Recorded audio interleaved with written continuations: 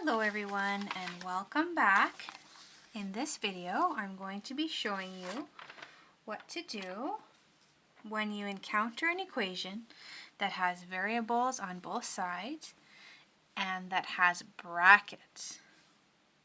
Okay, so I'm going to get everyone to open up to the last section of their foldable, solve equations with variables on both sides. In the last video we left off with example 4. So we are now on to example 5. So right underneath example 4 in the last section of your foldable, you can write example 5.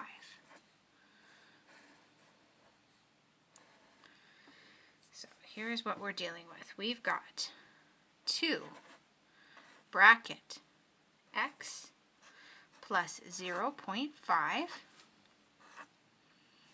equals 3 bracket x plus 0.25.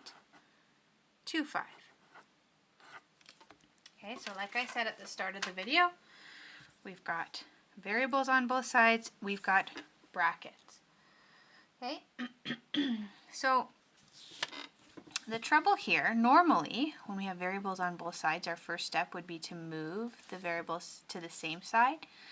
But as soon as we have brackets, we can't access what's inside of those brackets until we get rid of what is outside the brackets, until we get rid of the numerical coefficient. Okay, and this time, when we're dealing with equations that have variables on both sides, you have to use the distributive property. Okay, so the other method is no longer an option. When it comes to variables on both sides, you must use distributive property. So let's do it.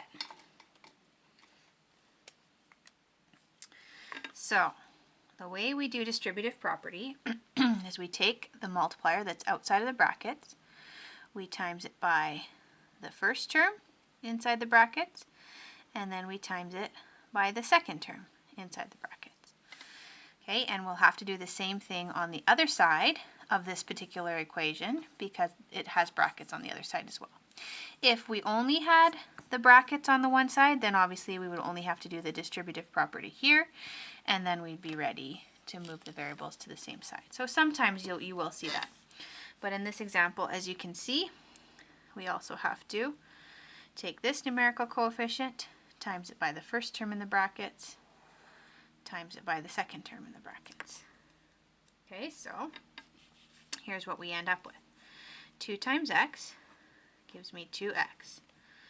2, positive 2, times positive 0.5 gives me positive 1. So there's the left side of my equal sign. The right side, 3 times x gives me 3x. 3 times 0.25, positive, positive, gives me positive 0.75. Okay, so let's give ourselves, put a little note for ourselves here, saying that we must apply the distributive property.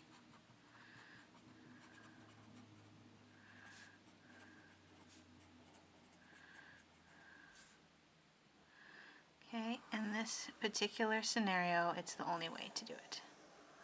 We must apply the distributive property. Okay, so now that we've done that, you can see we've eliminated the bracket, so that's good. Now we can actually access what was inside. Now we can access both of these variable terms. So really now we're looking at a question very similar to example 3, where we had 2 terms on each side, variables on both sides, and decimals. So first thing I want to do now is move my variable terms to the same side. And because we have 2 terms on either side, we do have some flexibility here. So I'd rather take the smaller one away from the bigger one. So that's what I'll do. I'm going to go minus 2x here.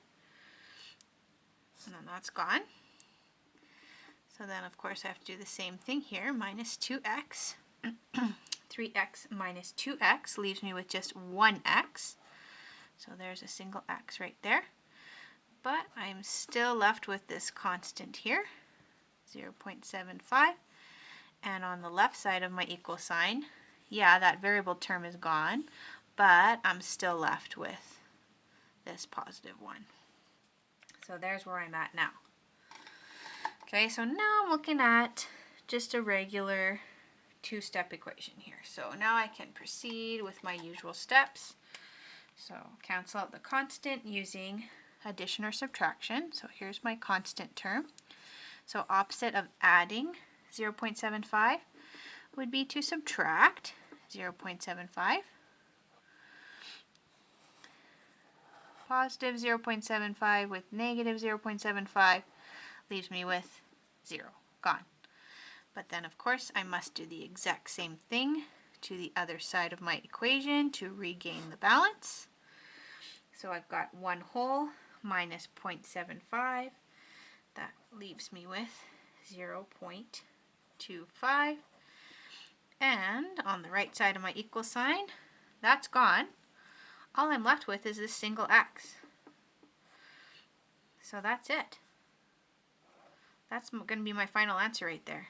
I was about to box that up, but I should probably rewrite it with my variable first, nice and clear. X is equal to 0.25.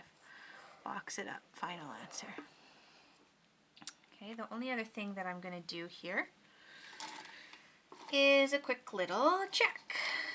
Make sure my answer makes sense. So off to the side once again, I'm just going to write check. And I'll remind you, anytime we're checking, we're back to using regular order of operations, regular BEDMAS. Okay, so I'm going back to my original equation here. The only thing I am switching out is my x value. So anywhere I had an x, I'm now putting a 0.25.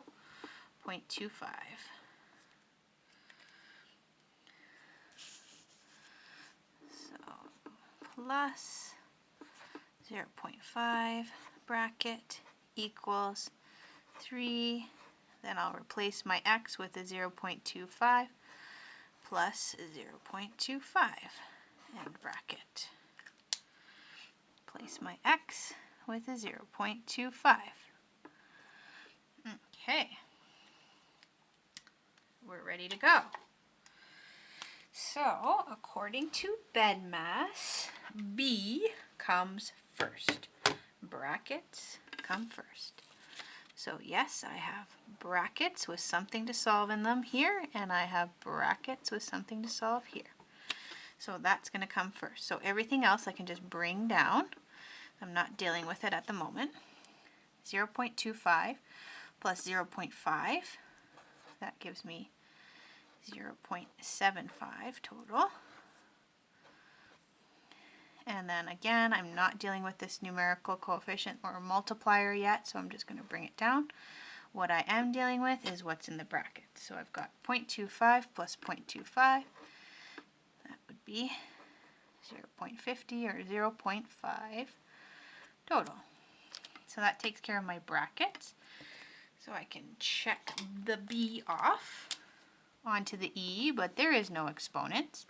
So onto the D and M. Is there division or multiplication?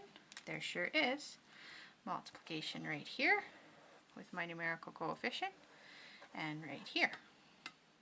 So let's do it. So we've got 2 times 0.75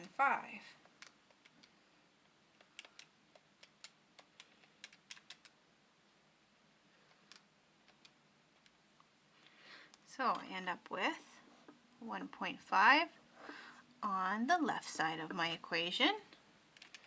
3 times 0.5, I end up with 1.5 on the right side of my equation. Perfect. So just like that, check. I know for sure that my final answer of 0.25 was correct. Alright guys, thank you so much for watching, and I will see you in the next one. Bye-bye.